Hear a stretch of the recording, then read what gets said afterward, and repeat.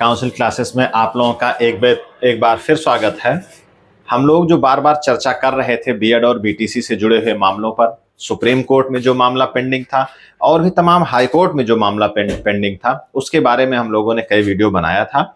और जो खास करके एक जो विशेष मामला आया था 11 अगस्त 2023 को सुप्रीम कोर्ट का जो आदेश आया था कि वहां से जो बीएड वालों को बाहर निकाल दिया गया था कि अब प्राथमिक में वो शिक्षक नहीं बन पाएंगे, उसी से जुड़ी हुई 8 अप्रैल मतलब कि आज एक बड़ी खबर आई है सुप्रीम कोर्ट से कि जो भी बीएड वाले हैं 11 अगस्त 2023 मतलब जब वो फैसला आया था सुप्रीम कोर्ट का कि एनसीटी की गाइडलाइन जो जारी की गई थी 2018 में, उसको रद्द करके प्राथमिक शिक्षकों को बाहर कर दिया गया था प्राथमिक में से, बीएड वाले जो शिक्षक थे उनको या फिर जो बीएड की योग्यता रखते थे, इन सब बारे में जितने भी कयास, उसके बारे में जो एक क्लेरिफिकेशन था, जो आदेश आया था वो समझ में नहीं आ रहा था। क्लेरिफिकेशन का मतलब तो यही होता है कि उसके बारे में 8 अप्रैल 2024 में एक याचिका मतलब आज लगी हुई थी, जिसपे लगभग ये तय था कि आज अंतिम सुनवाई होनी है। उस पे कई याचिकाओं को, जो अन्य कई राज्यों की याचिका थी, उसमें अटैच कर दी गई थी। मुख्य तौर पे जो याचिका थी वो मध्य प्रदेश सरकार द्वारा थी, मतलब कि मध्य प्रदेश से जो याचिका लगी हुई थी, जिसमें वहां की सरकार मजबूती से पैरवी कर रही थी। मतलब ये है कि बीएड वालों को बाहर ना निकाला जाए, इसके लिए वहां की सरकार प्रतिबद्ध थी। और जो पक्ष होते हैं, चाहे बीएड हो चाहे बीटीसी, वो अपने अपने पक्ष को लेकर के तो प्रतिबद्ध रहेंगे ही।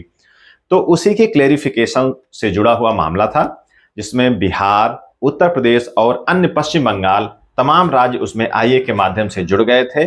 उनके बड़े बड़े वकील वहां पर खड़े हुए थे और बीटीसी और शिक्षा मित्र इन सब का भी पक्ष था। मतलब बीटीसी और डीएड, डीएलएड, जो भी अन्य राज्यों में जहां जहां जो जिस नाम से जाने जाते हैं, उन सब का पक्ष रखने के लिए वहां पर सारे लोग जुड़े हुए थे।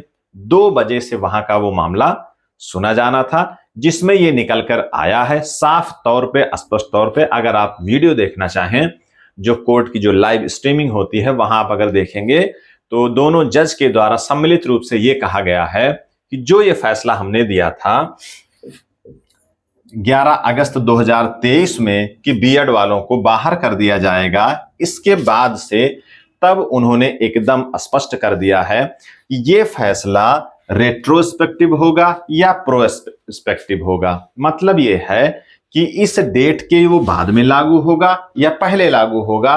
तो साफ तौर पे उसमें एकदम स्पष्ट कर दिया गया है कि 11 अगस्त 2023 के पहले जो लोग नौकरी कर रहे हैं, जो लोग अपॉइंट जिनका हो चुका है, उन लोगों को कोई दिक्कत नहीं है। इस डेट के बाद ही बीएड वालों को बाहर कर दिया जाएगा। मतलब कि इसके बाद जो लोग नौकरी करना चाहेंगे, अगर वहां की सरकार चाहे तो नहीं कर सकती है, या फिर इसके बाद बीएड वालों के लिए अब कोई प्राथमिक में रास्ता नहीं रह गया है।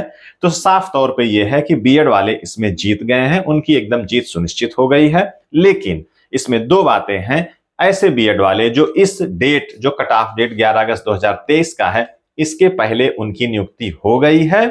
और दूसरी बात, सब्जेक्ट टू आउटकम को लेकर के, कि जिनकी नियुक्ति किसी भी कोर्ट, चाहे हाई कोर्ट हो चाहे सुप्रीम कोर्ट हो, उनके अधीन वो भर्ती ना हुई हो।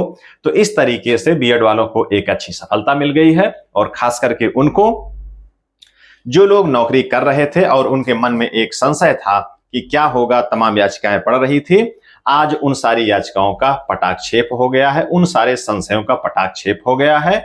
11 अगस्त 2023 के पहले जो भी नौकरी कर रहे थे बीएड वाले, वो एकदम सुरक्षित हैं।